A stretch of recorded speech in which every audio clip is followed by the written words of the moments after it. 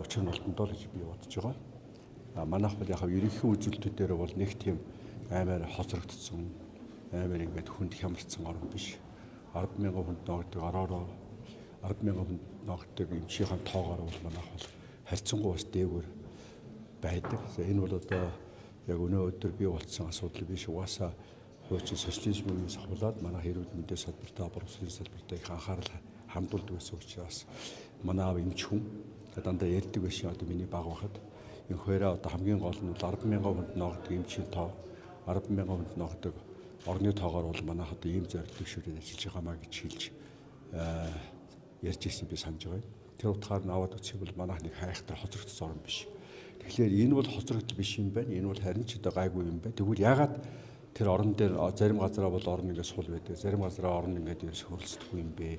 Тэгэхээр дотоод зохион байгуулалт нь анхаарах асуудал байгаа юм биш үү те. За тэгээд эрүүл мэндийн даатгалын системээр бид нар шилжижээд эрүүл мэндийн даатгалын системийг яаж захиран зарцуулах лээрээ юм оновчгүй юм уу эсвэл одоо дандаа мөнгө төрөнд дутаад байгаа ч юм шиг юм одоо байдал бий болоод байгаа гэдэг бол судлахад бол учир нь олдгоо хоо тийм учраас би бол одоо энэ тэртээ тэр салбарт нь чадвартай мундаг олон хүмүүс байгаа учраас тэдэртэйгээ хамтраад ажиллахад бол энэ ачааг давах болов гэж л одоо гэж найдаж байна. Таны хувьд бас хараа хотын төслийг харьж байгаа тийм маргааш засгийн газрын хурлаар манай 20 хотод төслийн асуудал орон тэр утгаараа би бас тэрийг хөөсдөө гэж. Ерөнхийдөө ялцтанд яваа юм бол дөнгөж эхэлж л байгаа. Тэгээ хар 20 хотын асуудлыг яг амжилттай төсөл болгохын тулд нэгдүгээрт одоо манай монголчууд ойлгосоо гэж хүсэж байгаа зүйл юу гэхээр бол нэгдүгээрт бол энэ бол одоо Монголын 21-р зууны замарч эхний 50 жилийн хамгийн том одоо бүтээн байгуулалт бол хар 20 шүү. Энэ бол гайхалтай том бүтээн байгуулалт болно. Монгол улсын түүхэнд байгаагүй одоо хамгийн том бүтээн байгуулалт бол ягаад гэвэл Эрдэнэт бол 100,000 хүнтэй хот те. Дархан бол 100,000 хүнтэй хот. Тэгтэл бид нар бол 500,000 хүнтэй хот барих гэдэг нь шүү дээ. Улаанбаатарын дараа орох хамгийн том бүтээн байгуулалтын ажил бол хар 20. Юун одоо 5 толгой, юун оюу толгой гэж хэлэхээр тийм бүтээн байгуулалт. Тэгэхээр энэ дээр бол одоо засгийн газар одоо төр засгийн байгууллагууд хувийн хвшлийнхэн бол үнэхээр том анхаарал хандуулах болцоотой шаардлагатай гэж. За ягаад ингэж өнөөдөр анхаарал хандуулахгүй вэ гэвэл хууль нь муугарцсан. За тэгэхээр гадаадын хөрөнгө оруулагч нартаа бол энэ төсвийн мөнгөөр босч чадахгүй юм одоо том төсөл учраас бол яаж одоо хөрөнгө оруулагч нарыг татах вэ гэхээр хөрөнгө оруулагч нар зөвлөж байгаа. За Дубай гэж одоо нөгөө усан шумбаж нэг сувд далаа ёроолоос аваад тэгээд тэрийг одоо олборлож зардаг ийм л тосхон байсан. Тэгээ өнөөдөр харин Дубай чинь ягаад одоо тийм өндөр тэнгэр багандсан гой байшин барилгатай болчихвоо. Ягаад тэнд гадаадын хөрөнгө оруулах вэ гэхээр хууль эрх зүйн орчноо засцсан. Хүний өмчийг булаадаггүй, татврын хөнгөлтөө нөхцөлтөө, шүүхнөр Английн шүүхтэй, Английн хуулийн эрх зүйн тогтолцоотой. Ийм одоо нөхцөлийн бүрдүүлэлт өгсөн учраас бол тэнд гадаадын хөрөнгө оруулагч нар бол би хөрөнгө оруулах юм байна, ашиг олох юм байна, миний хөрөнгө тэнд шалдахгүй юм байна, хүн суртал ерөөсөө байхгүй юм байна. Би одоо энэ учрал ерхий сайдын хэлээд байгаа бол би зүгээр мэдгдэл өгөөд бизнес хийдэг юм байна. Би зөвшөөрөл авч бизнес хийдэг биш. Мэдгдэл өгөөд бизнес хийдэг юм байна гэдээ дубаар хошуурсан байна. За энэтэй бас өрсөлдөөр Казахстаны Астана хотын тэгээд олон улсын санхүүгийн төв байгуулсан. Яг ингэж ажиллаж байна. Тэгэхээр гадаадын хөрөнгө оруулагчнууд бидэд юу гэж зөвлөж байгаа вэ? Та нар хуулиа засаа. Хуулиа яг Дубайтай адилхан болгоо. Ягаад гэвэл танаа замд хятад гэж нэг мундаг одоо хөрөнгө оруулагчийг татдаг орн байна. Казахстан гэж одоо орн болчлоо сүлээ. За Солонгос татчих юм. За Орос яхаа хоригтой хамж авч байгаа учраас одоохондоо бол нэг хөрсөлдөгч биш. Тэгэхээр та нар Казахстан эсвэл хятад эсвэл Солонгосоос илүү нөхцөл бүрдүүлээч гэж ингэж санал тавьж байгаа. Тэгэхээр бид нар одоо хууль эрх зүйн талаас нь энэ хар 20 төслөө үнэхээр гайхалтай төсөл гэдгийг бол одоо батлах тийм хууль эрх зүйн орчин тавих хэрэгтэй юм байна.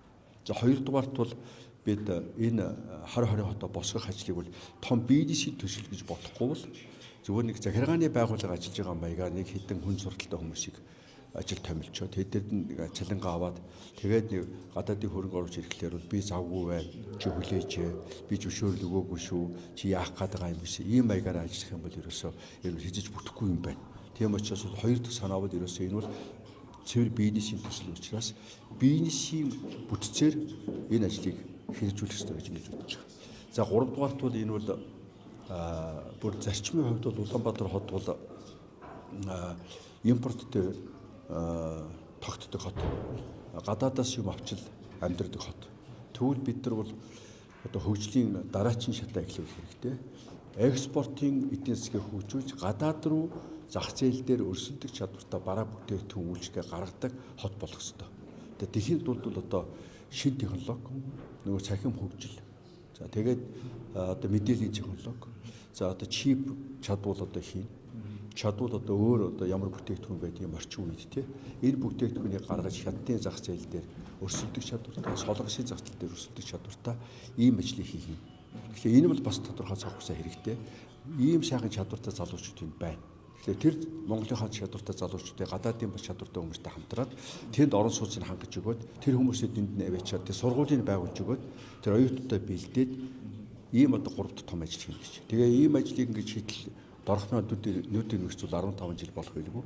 15 жилийн дотор бол энэ хотоо бид нар эхлээд ямар ч үсэн хотынхон төвийг, хотынхон тэр амьд нүүр царай болсон хэсгийг босгох чадах болов уу гэж ингэж бодож байгаа. За тэр нь ямар төв байх вэ?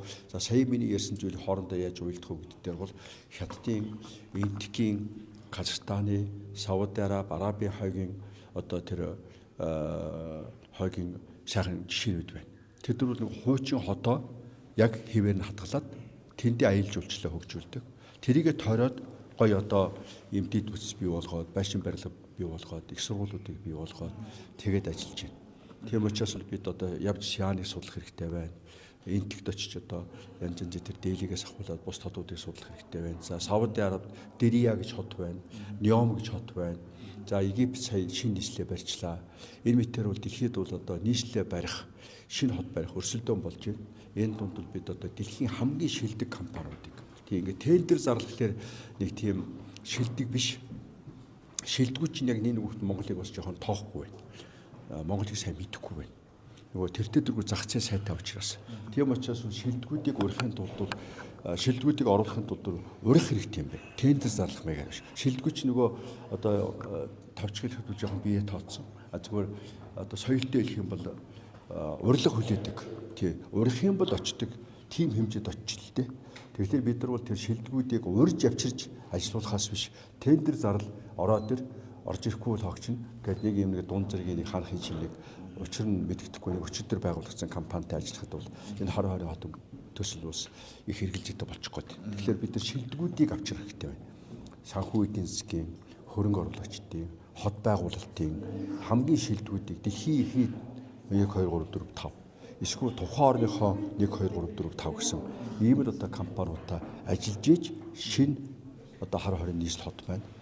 Жинхэнэ одоо дэлхийн нийслэл болох баг. Тэр Чингисийн үед өгөөдөө ханы үед байсан дэлхийн нийслэл шиг тийм одоо сайхан хот болох болов уу гэж бодож байгаа. Иргэдийн тухайд бас яг ийм бодолтой байна л да. Ерөнхийдөө бас Монгол улс тийм ээ энэ хар хорийн хавцааг нийслэлээ барихад одоо ингэ хүчлэгчдгээ гэж тийм ээ. Ерөнхийдөө бас нийслэл болох боломж нь одоо юу гэдэг юм одоо. Тийм тэр зүйл яригдчих байгаа юу? Угаасаа 2050 оны нөгөө Алсын хараа гэсэн бичиг баримтанд хар хорийн хотыг нийслэл болгоно гэсэн ийм одоо шийдвэр тэр Алсын хараа 50 гэсэн тэр одоо бичиг баримтанд суудсан баг. Тийм учраас бол тэрийг одоо өнөөдөр би ярьж байгаа юм биш. Угаасаа их хурлаар гарцсан бодлоо, их хурлаар батлагдсан бодлого байхгүй юу? Тийм учраас бол бид нар одоо тэрийг хэрэгжүүлэхийн төлөө ажлын дээр утгаараа би хэлж байгаа юм. 2050 он хүртэл Монголын хамгийн том бүтээн байгуулагч юу? Энэ Улаанбаатар хотын төвчрлийг энэ одоо туулголоо ингэж устгаж биш те. Туулголоо ингэж дээрлэхэж биш. Туулголоо ингэж эвдэж биш. Харин өөр аргаар төвчрлийн асуудлыг шийдэх болцоодоо тэрний нэг нь бол одоо Улаанбаатар хотод байгаа чадaltaй залуучуудаа мэдлэг боловсролтой хүмүүсээ хар хорин нөхцөлд бүрдүүлж өгч тэнд амьдрах, тэнд жилжүүлэн суулгах, тэнд ажлын байрыг бий болгох, тэнд орлогыг нэмэгдүүлэх, тэнд шинэ технологиг хөгжүүлэх, тэнд шинэ бүтээгдэхүүн үйлдвэрлэх болцоо хангаж иж Улаанбаатар хотоос бол бид нар бол дор хахад одоо 500 мянган хүн нүүлэхэд бол энэ одоо Улаанбаатар хотын төвчрлийн асуудал аяндаа шийдэгдэнэ. Энэ агаар орчин одоо энэ бохирдол алга болно. Тэр ямар ч хэрэггүй нөгөө туулгалаад барих гэдэг гүр чинь ямар ч хэрэггүй байжээ гэдгийг бол ойлгоно. За хэрэггүй байжээ гэдгээс гадна энэ одоо энэ сайхан голоо ингэж устгах ямар ч шаардлагагүй байжээ гэдгийг ойлгох хаа. Энэ туулгал бол одоо хэдэн мянган жил Монголын нутаг дэвсгэрээр уусж байгаа. Энэ хаан хинтээ болоос ихээ авсан. Биднийг ундаалдаг. Бидний одоо нэг ёсны ээжтэй хатан туул те. Хатан туул гэж бид нар ярьдаг. Бидний ээж байхгүй. Тэгэхээр ээжтэйгээ ингэж одоо зүрх рүү юм уу, мөөмөр юм уу одоо хаан шин одоо ингэж нөгөө баг нэг гэдэг нэртэйгээр ингэж мис. Одоо мисэл гэсэн үг шүү дээ. Ингэж одоо хатгаж, цоолж ингэж одоо хайр найргүй ингэж хандж болохгүй л гэж бодож байгаа. Тийм учраас хар хорин хотыг барьж бүгдээрээ одоо энэ төвчрлийн асуудлыг шийдье. Хар хорин хотыг барьж хөгжлөө эрчимжүүлье. Хар хорин хотыг барьж Монголын өндөр боловсролтой залуучуудыг тэр оюун ухааныхын тэр сайхан одоо хүч чадлынд ажиллаж шинэ бүтээтүүн гаргадаг шинэ үр царай болъё л гэж бодож байгаа. Бочуур сайдын хувьд бас эрүүл мэндийн сайн боллоо. Тэрнийхэд бас энэ чиглэлд ер нь туршлага ер нь бий юу, ер нь хэрхэн ажиллах бол гэж таарч. Тийм. Би бол яг эхлээд ирж очирсан. Энийг сонсоогүй байж хаад өөр хүмүүс надад хэлсэн. Тэгээд би өөрөөс нь асуугаад бол би одоо нэгэнтээ уучрал ерөнхий сайд бит хоёр чинь одоо нэг үеийнхэн 1-2 насны зөрөөтэй. Тэгээд би уучрал ерөнхий сайдынхаа ажил туслая гэж бодож байгаа. Тэгж одоо би үнэхээр бодож байгаа уучрал ерөнхий сайдынхаа тийг тохирсон. Тийм учраас ямар ч даалгавар өгсөн хийнэ гэсэн бодолтойг шилж ийл. За тэгээ өөрөө л мэд. Би бол одоо их хиламтай ажил руу очлоо одоо миний хүү гэж хэлсэн. За мэдээж их хиламтай. За тэгээ уучрал ерөнхий сайд бол нэгэнтээ одоо энэ уучрал ерөнхий сайдаар туслая гэж байгаа бол би ямар ч ажил дээр тавьсан тэгээ тэр энэ эзэн бол чигийн төлөө явна гэсэн. За тэрэн дээр бол их айхтар одоо мэдэж уухгүй шиг те ноён нуруутай. За тэгээд угаасаа болчихвол чинь тэр талаараа бол эргэлзээд байхгүй ноён нуруутай ажиллаж чадна. Тэгэхээр тэрэн дээр бол их айхтар тэгэл өлөн нүдлээ дийчшээ гүгët ахгүй л гэж ингэж бодож байгаа. Тэгэхээр тэр бол үшээ давуу тал нь тий. За тэгээд мэдээж хэрэг тэр нийгмийн даатгалын сан ман үлийг хямралд орсон гэж одоо хүмүүс шүүмжлээд байгаа. Тэрэн дээр санхүүжхүний хувьд бол сайн судалгаа хийх хэрэгтэй. Ягаад мөнгө алга болоод байгаа юм бэ? Тий? Ягаад ингэж гол газар руу сургаж байгаатай адилхан энэ одоо сайхан урсж байгаа тэр мөнгө нь урсж явах хэвээр мөнгө нь тэр чинь нийгмийн даатгалын санд суларж байгаа мөнгө л өвчтний одоо өвчнгийн салахын төлөө бас урсж явах хэвээр шүү дээ тий тэр эдийн засгийн хэрэглэнд орж явах хэвээр шүү дээ. Тэр нь ягаад ингэ газар шуургаад алга болцсон. Тэгээ цаа талдаа бол ингэ бүр ингэ 9 цөл болцсон юм шиг ингэж байгаад байгаа юм би. Энийг л судлахад бол гаргаад ирэх л байх гэж би найдаж байгаа. За тэгээд мэдээж хэрэг өвчтөн эмнэлэг хоёрыг яаж ойртуулах вэ? Яаж энэ хүн сурдлыг салгах вэ? Яаж хэл ахуулыг энэ салбараасаа арилгах бүгд дээр бол ажиллахад бол тодорхой үр дүн гарах болов уу гэж бодож тийм учраас бол одоо чадхаашаа чадахгүйгаа хүртэл тэгээд ажиллах хэрэгтэй. Нэг тийм ачаа үүсэл бол тэгээд хэн нэгэн хүнд буруу томруутай гэж хэллэггүйгээр тэгэл эзэн болоод явах ёстой. Тэгээд тэгэл ёстой гэж би бодож байна. Ерөнхийлөгчийн өргөн барьсан хууль дээр та ямар байр суурьтай байгаа? Таны хувьд бас ерөнхийлөгчөөр ажиллаж ирсэн хүн тий. Одоогийн энэ улсын хурлын гишүүдийн ёс зүйн асуудлыг та бас яаж хардаг? Би бол одоо энэ аль хэдийн шийдэх ёстой асуудал, шийдэх ёстой болцсон асуудал гэж бодож байгаа. Их хурл гэдэг чинь өөрөө ард түмний төлөөлөл байхгүй юу? Тэр түншний би гэдэг хүн биш. Ард түмний төлөөлөл. Ард түм таалагдахгүй байвал болох хэрэгтэй. Их хурл гэдэг байгуулагч өөрөө тарж дараагийн сонгуул явуулж болно.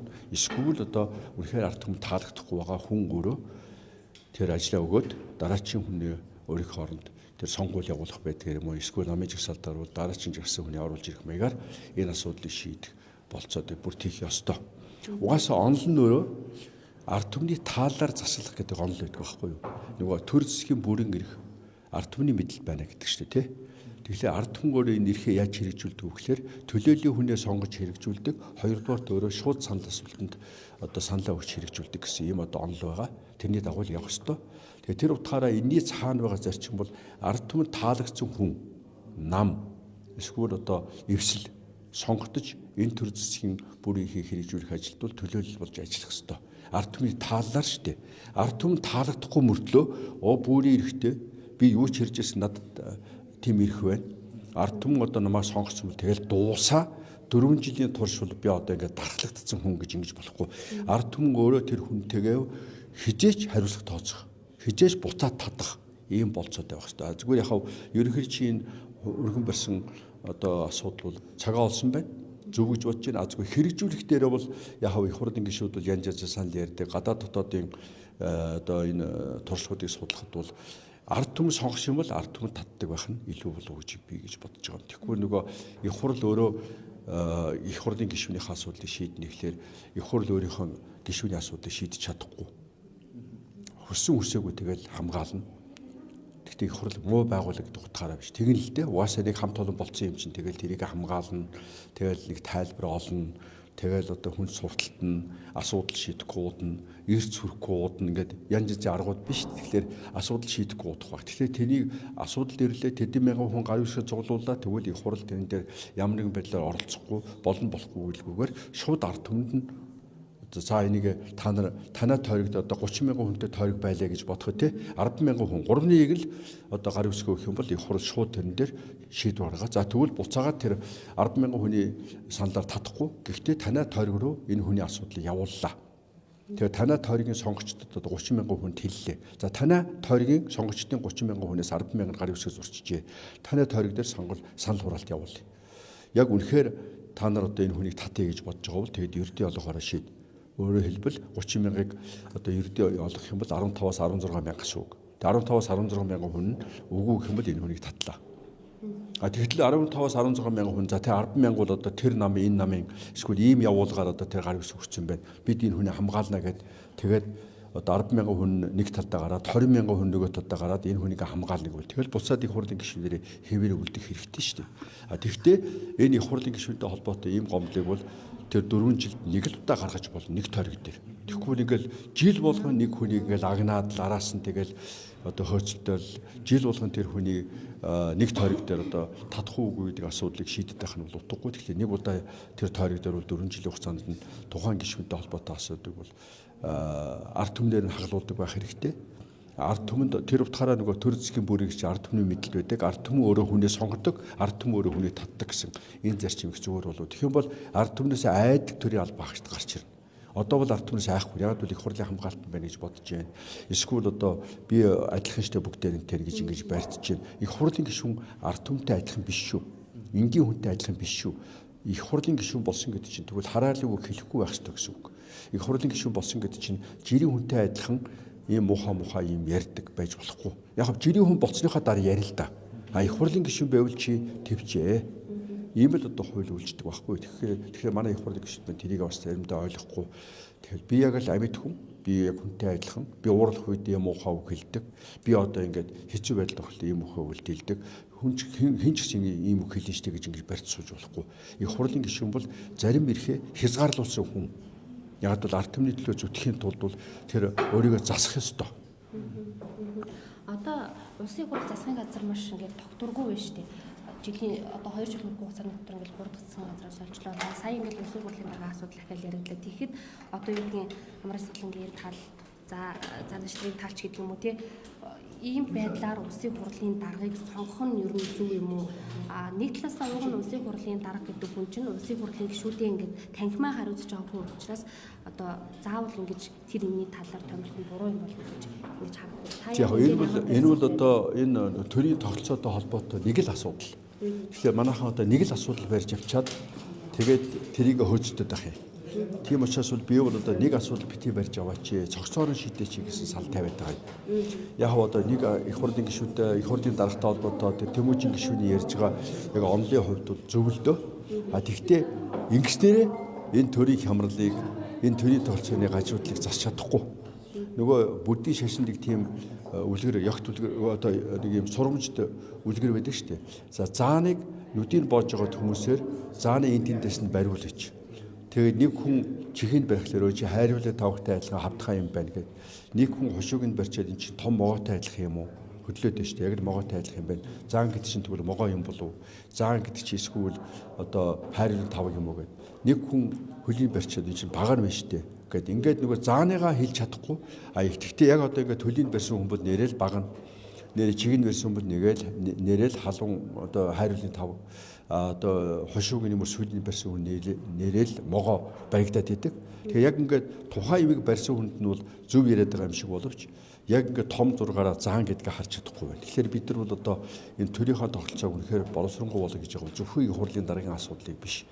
Энэ тогтолцоогоо засах хэрэгтэй. Энэ тогтолцоо яаж ард түмэнд ойртуулах вэ? Түрүүн би нөгөө эрүүл мэндийн салбарын асуудыг ярихдаа өвчтөн эмнэлэг хоёрыг яаж ойртуулах вэ гэдэгтэй адилхан ард түмэн төр засгийн хоёрыг хооронд нь яаж ойртуулах вэ гэдэг л дээр л бодох ёстой. Түүнээс ганцхан их хурлын дараагийн намын дагуу байна, намын бус байна гэдэг нь бол зөвчсөн энэ асуудлыг шийдэх одоо ганцхан гарц байхгүй. Ерөөсөө ийм улс орныг удирдах, улс орныг атайхан авч явах энэ асуудал бол ганцхан нэг асуудал шийдэгдэв. Гэхдээ яг ийм ирэмэлзэл байгаа нь бол одоо сайн байна. Нэгэнтээ ийм асуудлыг гэж ирэмэлзэж байгаа бол тэгвэл та нар цогцоор нь хараад бүр намууд ингэ суугаад яаж төрийн тогтцоогоо шинэ үндсэн хуулийнхаа асуудлыг ярих уу гэдгийг яриад тэгээд мэргэжлийн хүмүүсийг за тэгээд туршлагатай хүмүүсийг уриад тэгээд санал солилцоо тэгээд хийвэл бас их сайхан ажил өрнөх болов Монголоо хөгжүүлэх тэр сайхан үд гарч ийн. Энийг хоёрын хоорондын жижиг сажиг хэрүүлээсээ салах болов гэж бодож байна. Тийм учраас бол одоо томоор харж, томоор сэтгэж,